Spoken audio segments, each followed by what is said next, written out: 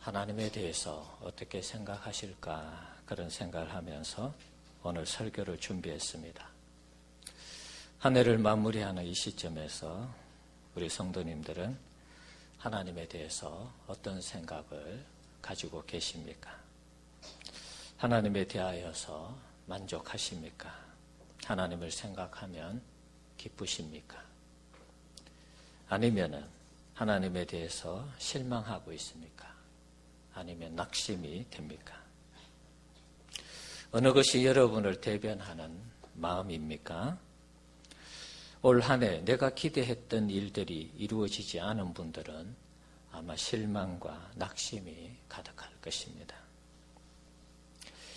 미국 테네시주에 올 세인츠라는 교회가 있습니다. 이 교회는 교인이 줄어들면서 교회가 파산될 그런 위기에 있었습니다. 교회가 파산할 수 있는가? 교회가 빚을 많이 얻어서 건축을 했는데 못 갚으면 파산을 하는 것이죠. 대표적인 경우가 미국의 크리스탈 교회입니다. 수정교회라고 하죠.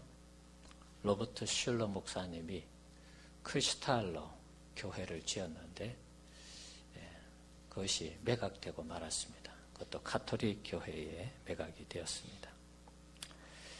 자, 올 세인츠 교회도 아마 여러 가지 빚 문제로 인해서 교회가 매각되는 그런 절차를 밟았던 것 같습니다. 매각되기 전에 마이클이라는 신참 목사가 부임을 하게 됩니다. 갓 안수를 받고 처음 목회지로 올 세인츠 교회로 부임하게 되었습니다.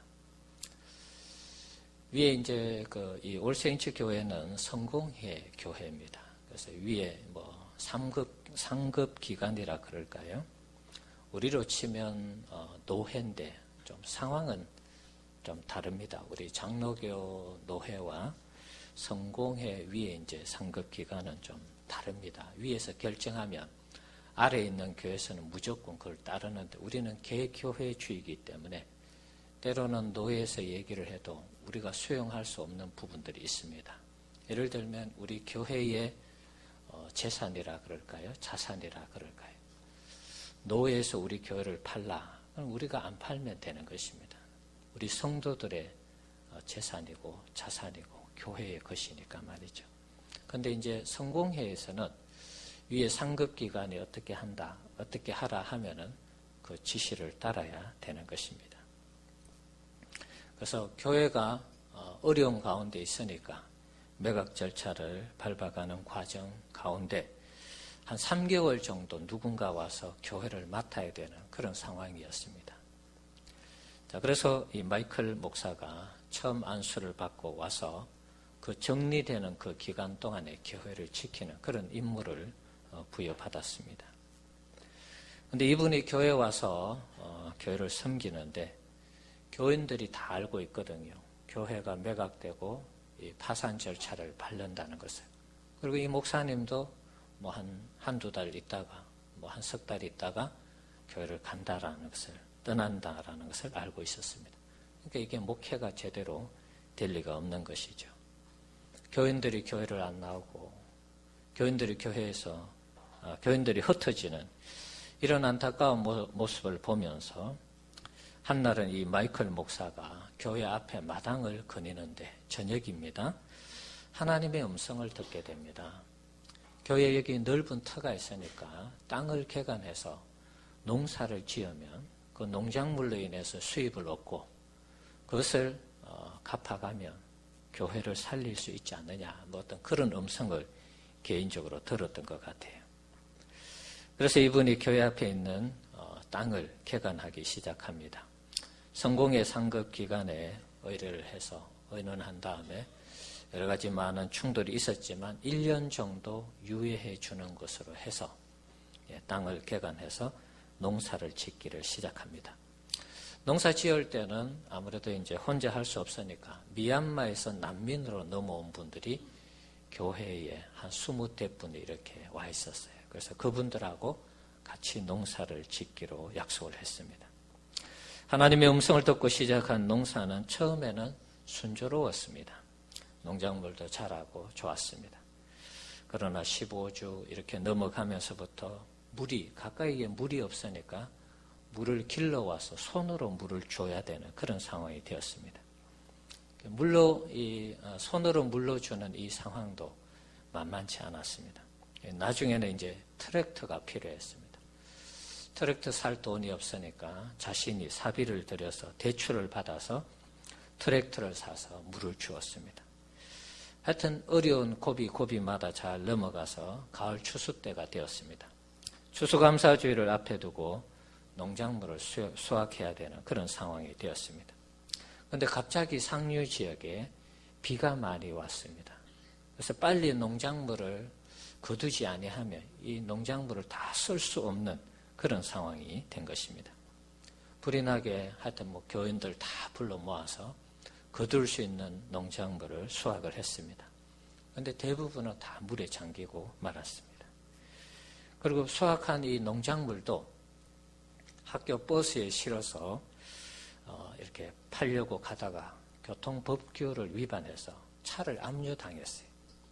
그래서 그 더운 여름철에 이 뜨거운 그 태양 아래 있던 차 안이 공기가 이렇게 달아서 그 농작물마저도 차 안에서 다 못 쓰게 되는 이런 상황이 발생하게 되었습니다.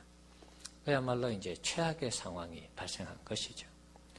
농작물을 그나마 건진 것을 팔면은 대출금도 갚고 교회 빚도 갚고 이래서 교회를 살리려고 했는데 모든 희망이 다 사라진 것입니다. 너무나 절망스러운 그런 결과였습니다.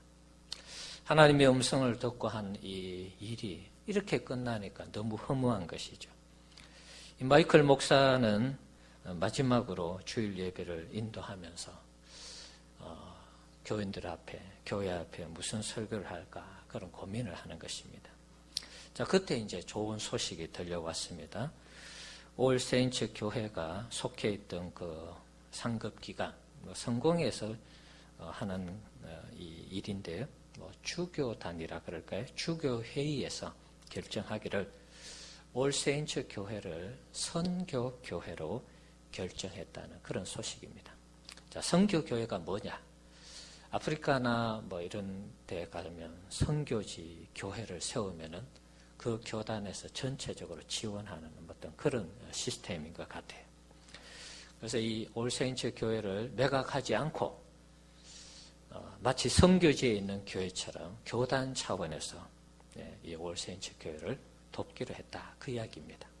그래서 이제 교인들이 그것을 듣고 처음에는 이해를 못했는데 한마디로 교회를 매각하지 않아도 되고 교회를 떠나지 않아도 된다라는 그런 결정이었습니다. 자, 하나님의 음성을 듣고 마이클 목사가 열심히 농사를 지어서 일했는데 그 일했는 것은 다 숲으로 돌아갔습니다. 그러나 결과적으로는 교회를 살릴 수 있었죠. 그리고 교회를 지킬 수 있었습니다. 그리고 이 교회가 점점 부흥해서 지금은 처음보다 3배 정도 이상 모이는 교회가 되었다고 합니다. 이 올 세인츠 교회의 얘기가 영화화되었습니다. 그럼 시간이 되시면 또 한번 보시면 되겠습니다. 우리 성도님들, 하나님은 우리가 의도하는 대로 역사하지 않을 때가 있습니다. 우리는 우리가 원하는 대로 하나님이 역사해야지만이 기쁘고 즐겁고 신나죠. 그런데 우리가 원하는 대로 하나님 역사하지 아니하면 우리는 실망스럽고 좌절이 되고 낙심이 되는 것이 사실입니다. 자, 하지만 여러분, 하나님은 우리가 알지 못하는 또 다른 방법으로 일하고 계신다는 이 사실을 꼭 기억하시기 바랍니다.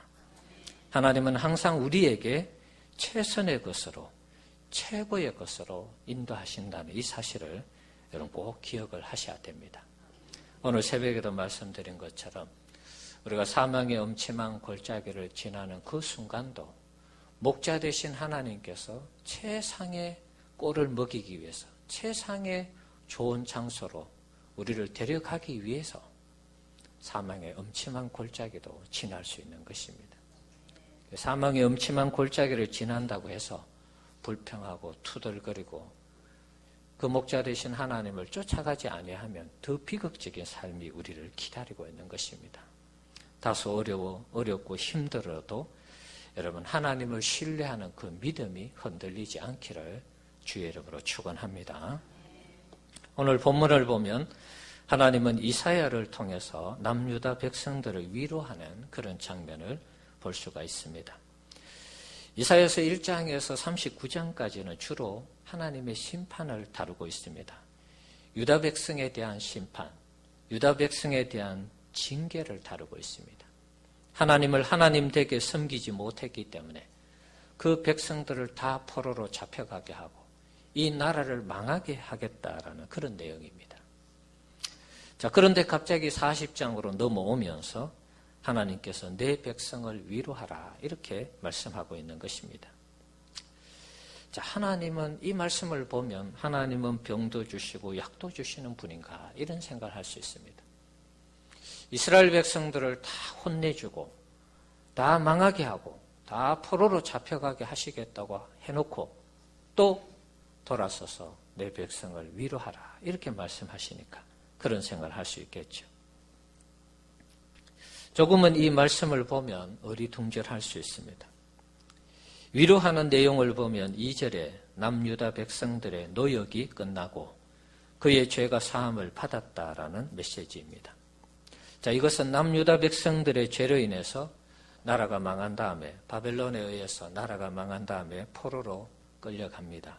그리고 70년이 지난 다음에 그들의 죄를 용서하고 모든 노예의 신분에서 해방시켜서 다시 귀환시킨다는 그런 희망의 메시지입니다. 자, 그런 측면에서는 위로가 되는 말씀입니다. 우리를 다 망하게 하시고 우리를 포로 잡혀가게 하신 하나님이 우리를 잊지 않고 우리를 완전히 버리지 않고 다시 이 땅으로 돌아오게 하고 우리의 죄를 용서하셔서 하나님의 나라를 회복시켜 주신다는 이 말씀은 위로의 말씀이 되는 것이죠. 네, 그저 감사할 따름입니다. 우리는 이런 생각할 수 있습니다. 아예 처음부터 나라를 망하게 하지 않고 포로로 잡혀가도록 하지 않으면 더 감사하지 않을까? 물론 그런 생각할 수 있습니다. 그러나 여러분, 남유다 백성들, 이스라엘 백성들이 죄를 짓고 하나님을 멀리하고 자기 마음대로 살아가니까 하나님이 그 죄를 다룬 것입니다. 다시 하나님 사랑하게 하고 하나님 의지하게 하고 하나님을 믿도록 하기 위한 하나의 징계의 방법이었습니다. 그러니까 우리는 그냥 하나님은 우리에게 대해서 뭔가 이렇게 징계를 하지 않고 뭔가 하나님 우리가 싫어하는 일을 하지 않기를 원하죠.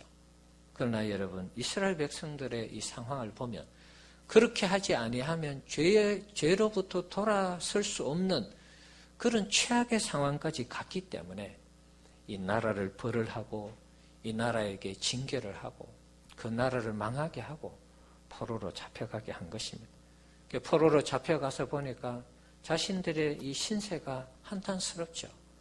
우리가 편안할 때 좋을 때 하나님 잘 섬겨야 되는데 바알을 섬기고 아세라를 섬기고 사회의 공의와 정의는 다 쓰러지고 말이죠. 다 무너지고 하나님 백성다운 모습이 없었단 말입니다. 그래서 포로로 끌려가서 회개하는 것입니다. 우리가 잘못 섬겼어. 우리가 하나님 말씀대로 살지 않아서 이런 일이 생겼다. 그러면서 회개하고 돌아와서 다시 신앙으로 살도록 하나님이 그렇게 역사하신 것입니다. 특히 이것이 왜 위로가 될까요? 남유다의 죄로 인해서 저들을 심판하고 멸망해도 무방한데 저들을 완전히 버리고 죄인 취급하면서 다시는 저들을 회복시켜 주지 않아도 되는데 하나님은 회복을 시키시면서 특별히 내 백성을 위로하라 이렇게 말씀하고 있습니다. 사실은 백성 아니거든요. 하나님 앞에서 하나님 백성의 모습이 아니었습니다. 완전히 심판하고 버려버리고 끝장내도 아무 할 말이 없는 그런 상황이었습니다. 하지만 하나님이 용서하시고 내 백성을 위로하라. 다시 회복될 것이다. 다시 돌아올 것이다. 다시 내가 너희들을 품어줄 것이다. 이런 말씀으로 위로하는 것입니다. 하나님은 유다 백성들이 하나님을 실망시키고 좌절시켜도 그들을 버리거나 방치하지 않았습니다. 우리 인간은 하나님에 대해서 실망하며 하나님을 떠납니다.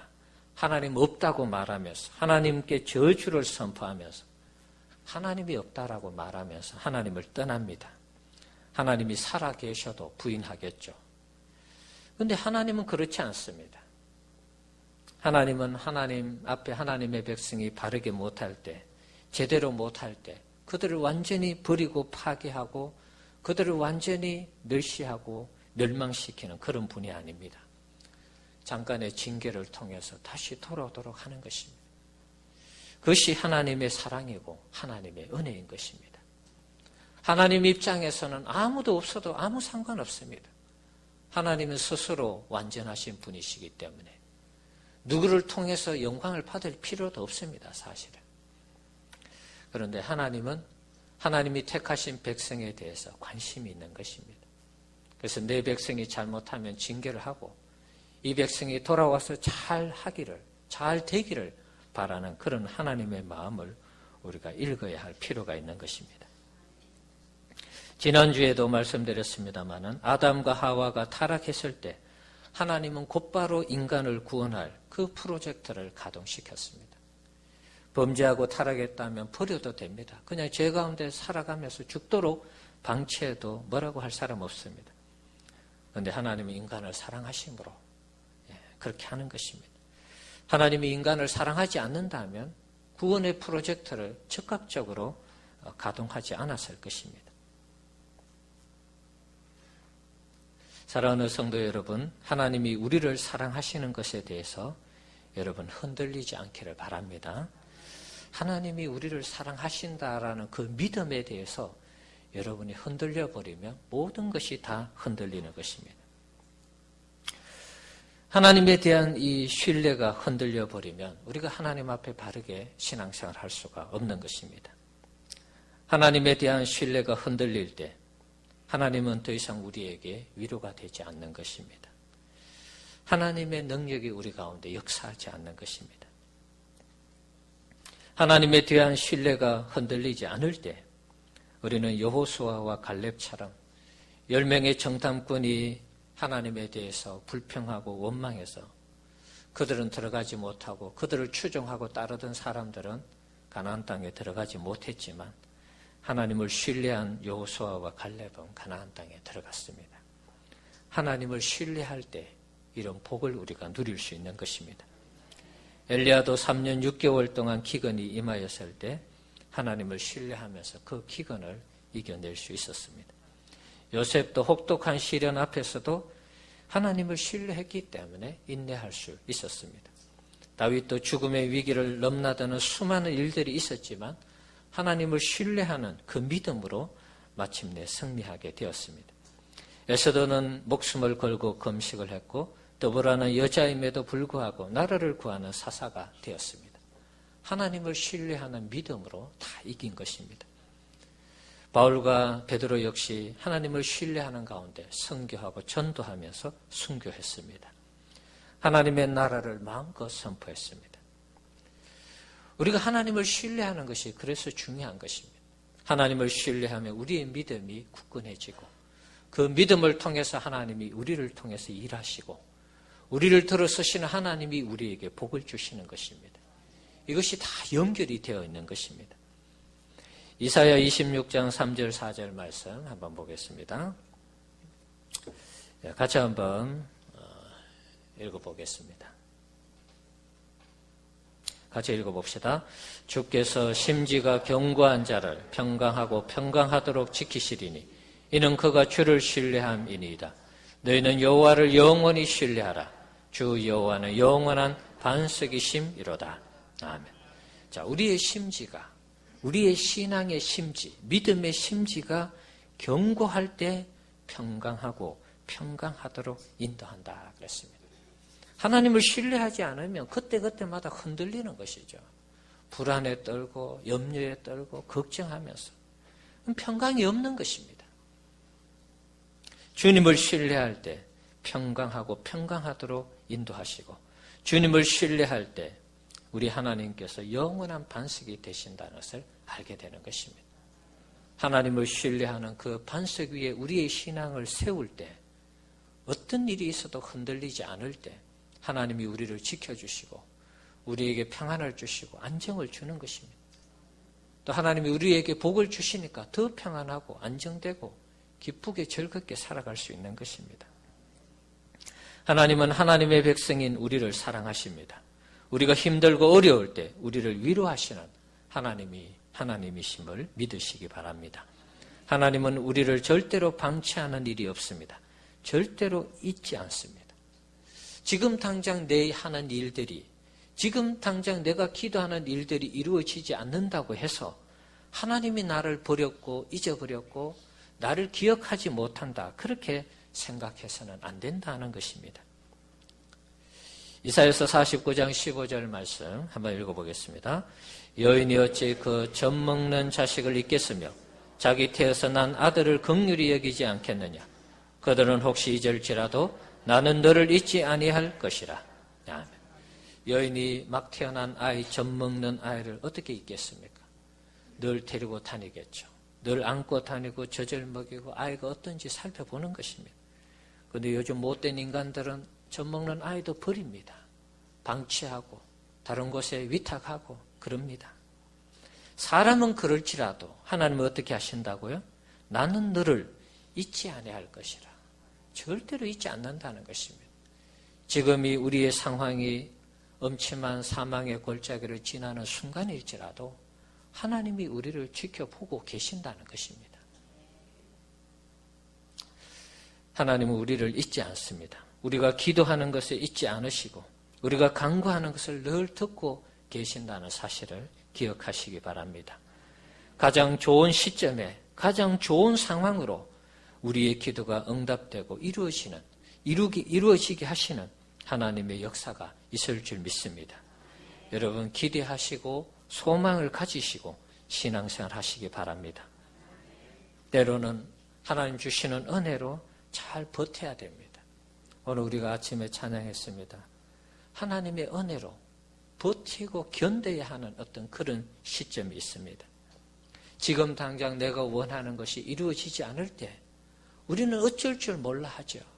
그러나 여러분 그때도 하나님의 은혜로 견디고 버텨야 하는 것입니다. 그 시간을 넘어갈 때 마침내 푸른 초장 맑은 물가로 인도하시는 하나님의 은혜를 경험할 수 있는 것입니다. 버티고 견뎌서 하나님의 일하심을 경험하는 그러한 우리 모든 성도님들 되시기를 바랍니다.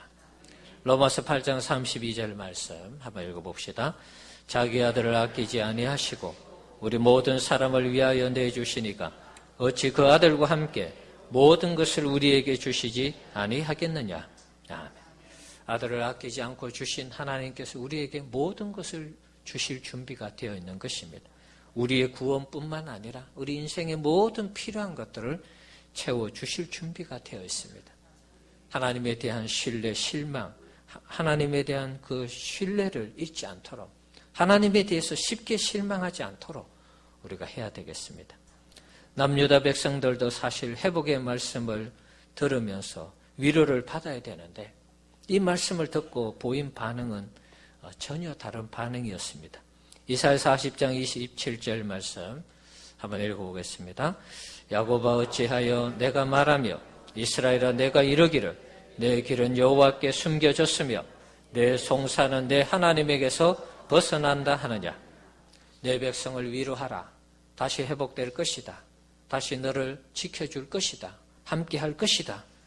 그런 위로의 말씀을 선포했을 때 이스라엘 백성들은 우리가 하나님께 숨겨졌는데 우리가 하나님께 버림을 받았는데 우리가 간구하고 요청하는 기도가 하나님께 다 벗어났는데 다 하나님이 외면하시고 우리를 가려버렸는데 무슨 희망이 있느냐 이런 내용입니다.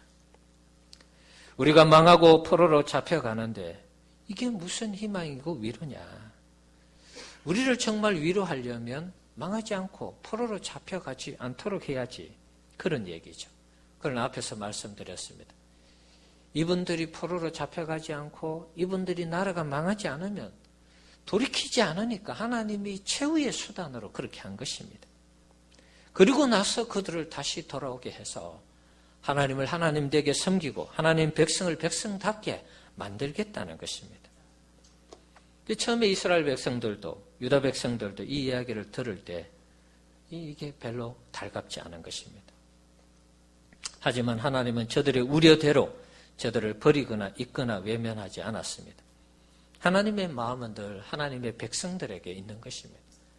우리가 사랑하는 자녀들에게 늘 관심이 있는 것처럼 우리 자녀들이 어떻게 생활하는지 어떻게 사는지 관심이 있는 것처럼 하나님도 우리에게 늘 관심이 있는 것입니다. 이사야 44장 21절 말씀 같이 한번 읽어봅시다. 야곱아 이스라엘아 이 일을 기억하라. 너는 내 종이니라. 내가 너를 지었으니 너는 내 종이니라. 이스라엘아 너는 나에게 잊혀지지 아니하리라. 아멘. 자, 하나님께서 이스라엘 백성들에게 말씀하시는 것은 내가 너를 지었으니까 내가 너를 잊지 않는다라는 것입니다. 하나님이 우리를 잊지 않고 계십니다.